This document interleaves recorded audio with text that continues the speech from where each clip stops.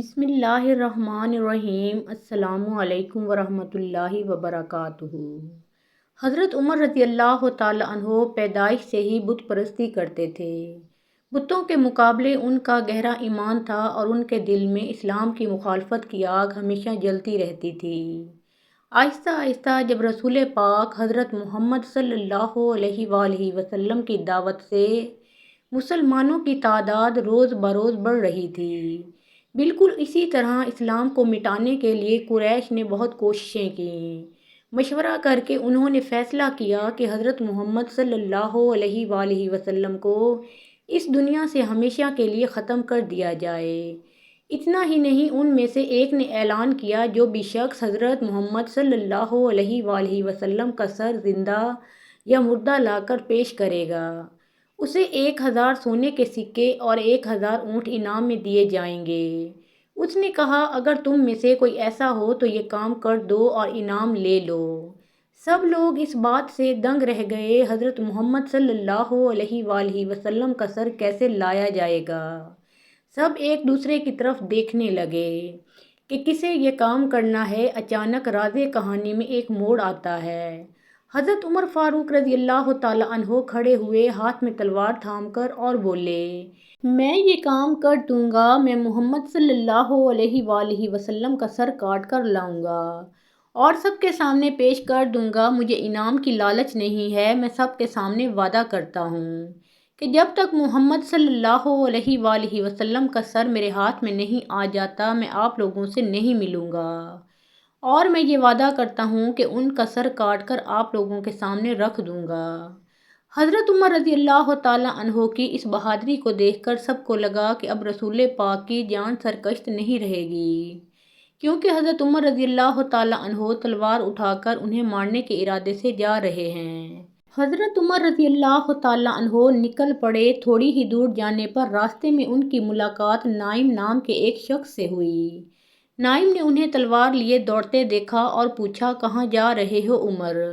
تمہارے ہاتھ میں تلوار ہے، کیا اتنا ضروری کام ہے کہ تم غصے میں دوڑ رہے ہو؟ حضرت عمر رضی اللہ تعالی عنہ اور بھی زیادہ بھڑک کر بولے، میں حضرت محمد صلی اللہ علیہ وآلہ وسلم کا سر کاٹنے جا رہا ہوں۔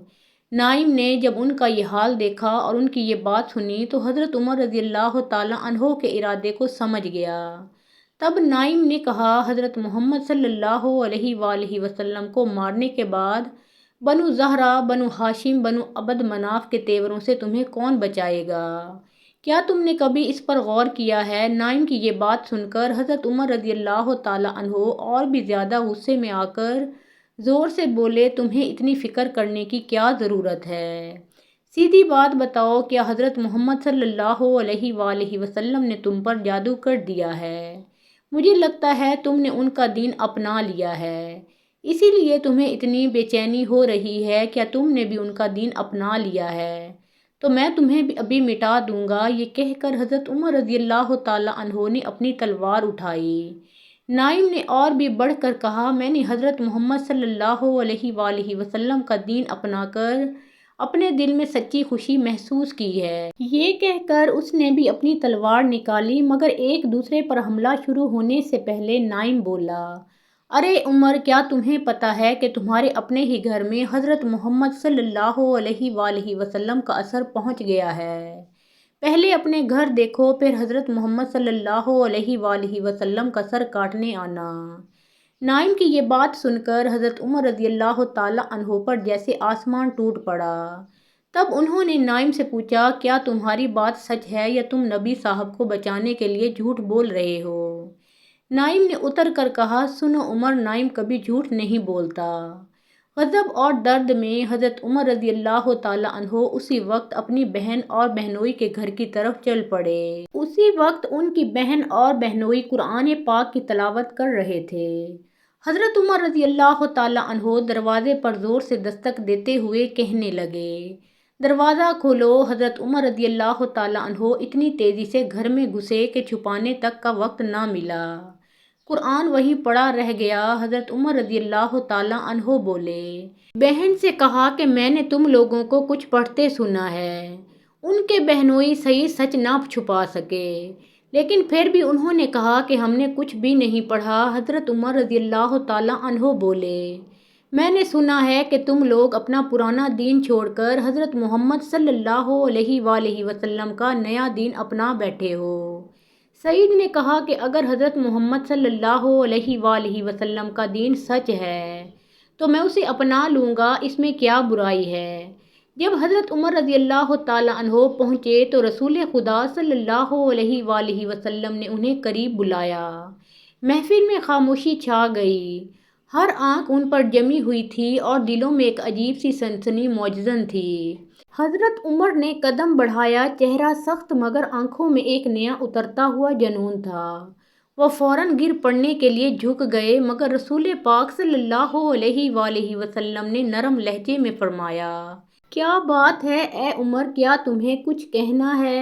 حضرت عمر نے زوردار آواز میں کہا، میری بہن اور بہنوئی نے تمہارا دین قبول کر لیا ہے۔ انہیں سچ کہوں کیا یہ سچ ہے؟ رسول پاک صلی اللہ علیہ وآلہ وسلم نے مسکراتے ہوئے کہا، یہ سچ ہے، اگر تم چاہو تو میں تمہیں سچ بتا دوں۔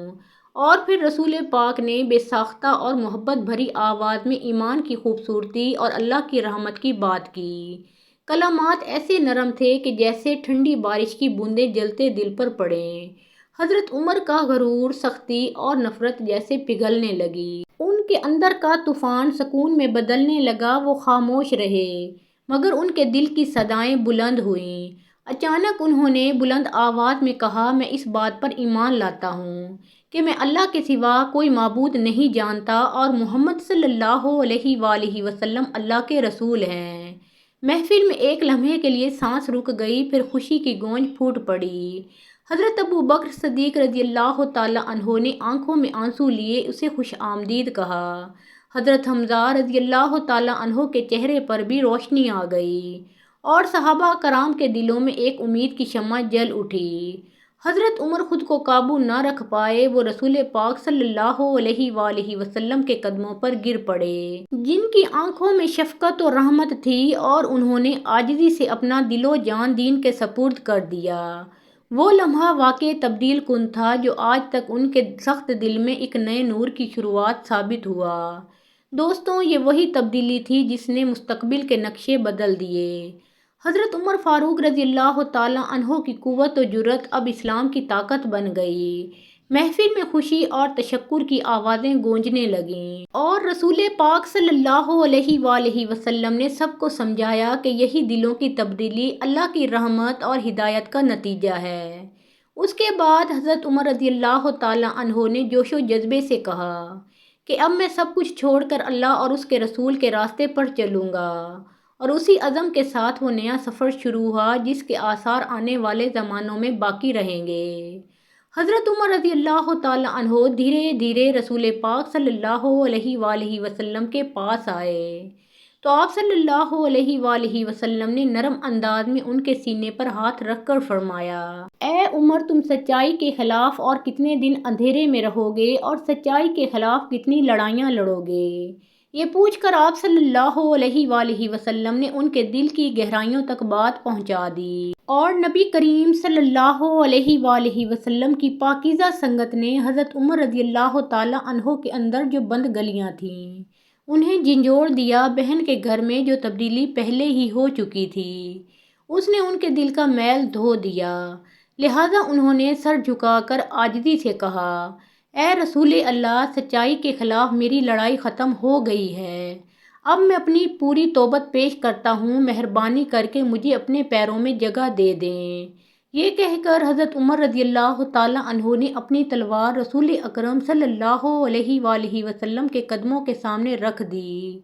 آپ صلی اللہ علیہ وآلہ وسلم نے سکون سے جواب دیا، اے عمر، اتنی دیر میں تمہاری غلط فہمیاں دور ہوئیں، آؤ اب تمہیں اسلام میں داخل کر کے سچا ایمان اپنانے کا طریقہ بتا دیتا ہوں۔ اور پھر آپ صلی اللہ علیہ وآلہ وسلم نے حضرت عمر رضی اللہ تعالیٰ عنہ کو کلمہ طیبہ پڑھوا کر دین اسلام میں داخل کر لیا۔ خوشی سے آپ صلی اللہ علیہ وآلہ وسلم نے بلند آواز میں تکبیر کہی، اللہ اکبر، اور صحابہ کرام نے ایک ساتھ کہا، اللہ اکبر۔ وہ لمحہ ایسا تھا جیسے مسلمانوں کی پہلی حقیقی فتح کی صدا بلند ہوئی اور حضرت عمر رضی اللہ تعالیٰ عنہ کا اسلام قبول کرنا اس فتح کا پہلا سنگ میل ثابت ہوا۔ بعد ازاں جب وہ خلیفہ بنے تو بھی انتہائی سادہ زندگی گزارتے رہے اور ایک گہری رات آپ رضی اللہ تعالیٰ عنہ ایک عام لباس میں حضرت عباس رضی اللہ تعالیٰ عنہ کو ساتھ لے کر شہر کی سنسان گلیوں سے گزر رہے تھے۔ راستے میں ایک چھوٹی سی جھونپڑی کے سامنے بچوں کے رونے کی آوازیں آئیں۔ ٹوٹی دیوار کے اندر سے انہوں نے دیکھا کہ ایک بوڑھی عورت چولہے کے پاس بیٹھی ہے اور بچے بھوک سے بے حال ہیں۔ حضرت عمر رضی اللہ تعالیٰ عنہ اندر گئے اور بولے، تم ابھی تک انہیں کھانا کیوں نہیں دے رہی ہو؟ رات ہو گئی ہے، یہ سب بھوک سے نڈال ہو گئے ہیں۔ بوڑھی عورت نے آنکھوں میں آنسو لیے عرض کیا، گھر میں کچھ بچا نہیں ہے، بچوں کو کیا دوں؟ حضرت عمر رضی اللہ تعالیٰ عنہ نے کہا، پھر ہانڈی میں جو کچھ ہے وہی انہیں دے دو۔ مگر بوڑھی عورت نے کہا، ہانڈی میں صرف پانی اور پتھر ہیں۔ یہ سن کر حضرت عمر فاروق رضی اللہ تعالیٰ عنہ کا دل پگھل گیا۔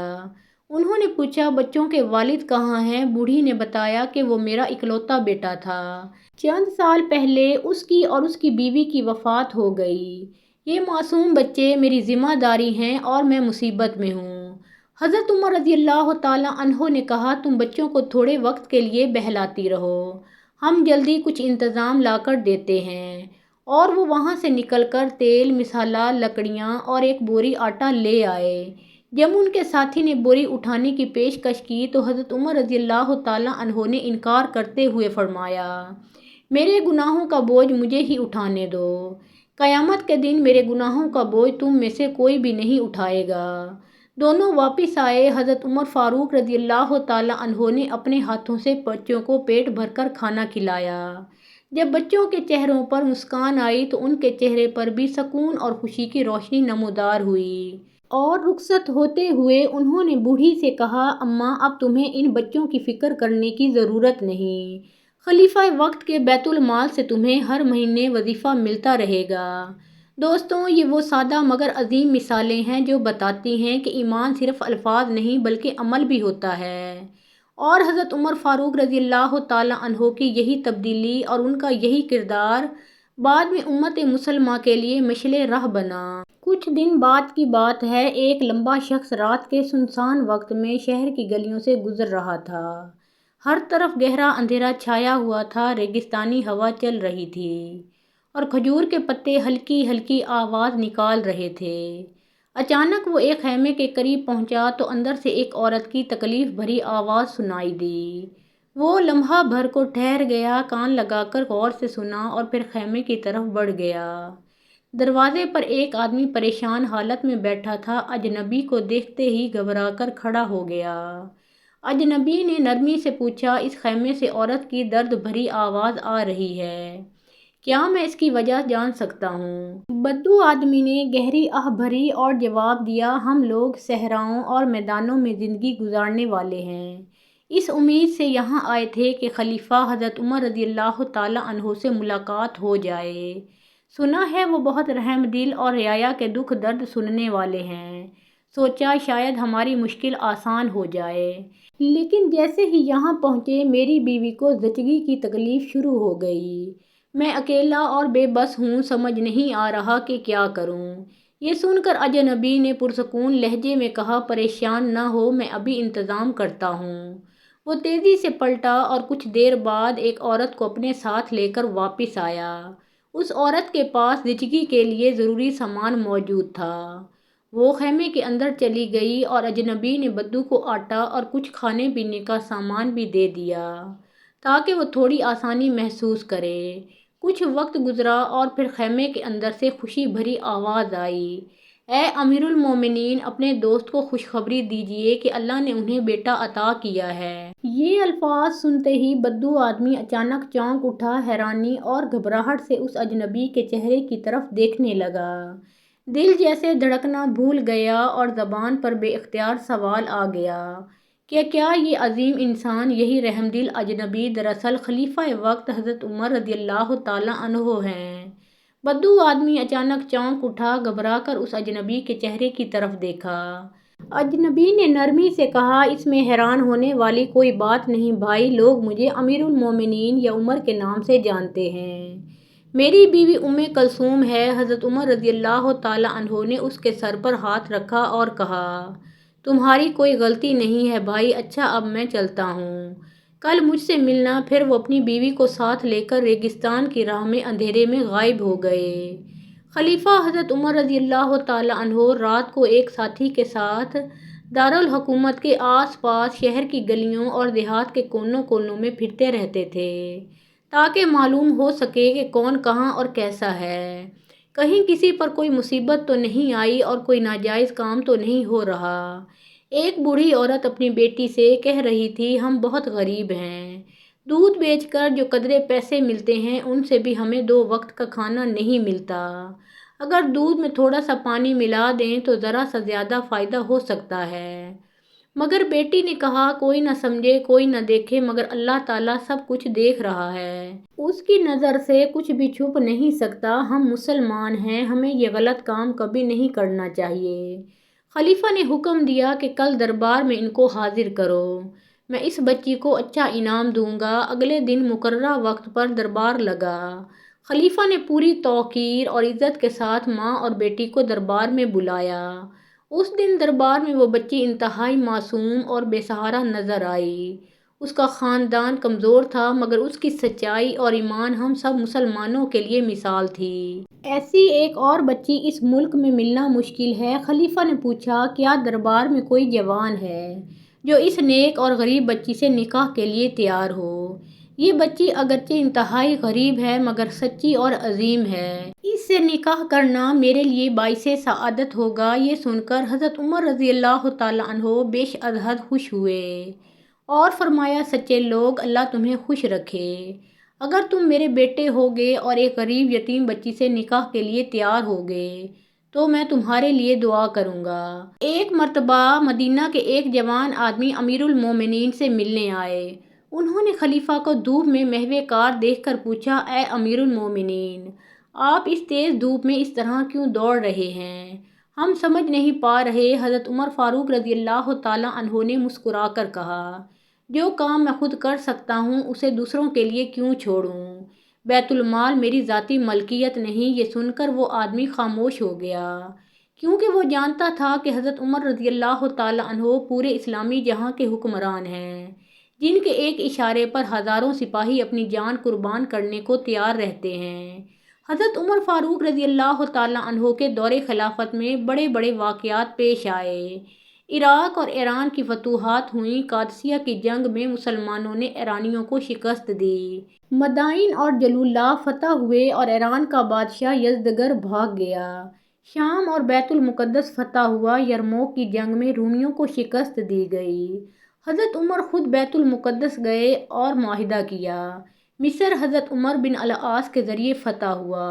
عدل و انصاف کے میدان میں حضرت عمر فاروق رضی اللہ تعالیٰ عنہ نے قاضی کا نظام قائم کیا۔ گورنروں کو ہر سال مدینہ آ کر حساب دینے کا حکم دیا۔ راتوں کو گشت کرتے اور عوام کی حالت دیکھتے۔ بیت المال قائم کیا۔ نئے شہر جیسے کوفہ، بصرہ اور فسطاط آباد کیے۔ ڈاک کا نظام بنایا۔ جیل خانے اور پولیس کا انتظام کیا۔ زمین کی پیمائش اور خراج کا نظام بنایا۔ یتیموں، بیواؤں اور غریبوں کے لیے وظائف مقرر کیے۔ بچوں کے لیے دودھ پلانے والی عورتوں کو وظیفہ دیا۔ سنِ ہجری کا آغاز انہی کے دور میں ہوا۔ 23 ہجری میں ایک مجوسی غلام ابو لؤلؤ نے فجر کی نماز میں حملہ کیا۔ آپ رضی اللہ تعالیٰ عنہ زخمی ہوئے اور چند دن بعد شہید ہو گئے اور رسول اللہ صلی اللہ علیہ وآلہ وسلم کے پہلو میں دفن ہوئے۔ حضرت عمر فاروق رضی اللہ تعالیٰ عنہ کی شہادت کا واقعہ یوں ہے کہ 23 ہجری میں ایک مجوسی غلام ابو لؤلؤ فیروز جو ایک کاریگر تھا اور حضرت مغیرہ بن شعبہ کا غلام تھا، وہ ایک دن حضرت عمر کے پاس آیا اور اپنے مالک کی بھاری ٹیکس کی شکایت کی۔ حضرت عمر رضی اللہ تعالیٰ عنہ نے کہا، تم ہنر مند ہو، اپنے مالک سے رعایت لے سکتے ہو اور اگر تمہیں مشکل ہو تو کام چھوڑ دو۔ اس پر وہ غصے میں چلا گیا اور دل میں دشمنی بٹھا لی۔ اس نے ایک خنجر بنایا جس کے دونوں طرف 2 دھاریاں تھیں اور اس کو ذہن میں بجھایا۔ پھر ایک دن فجر کی نماز کے وقت مسجد نبوی میں داخل ہوا اور صفوں میں گھس کر حملہ کیا۔ جب حضرت عمر نے تکبیر کہی اور نماز شروع کرائی تو وہ اچانک قریب آیا اور پیٹ میں خنجر گھونپ دیا۔ حضرت عمر گر پڑے اور کہا، نماز قائم رکھو۔ عبد الرحمن بن عوف کو آگے بڑھایا، انہوں نے نماز مکمل کرائی۔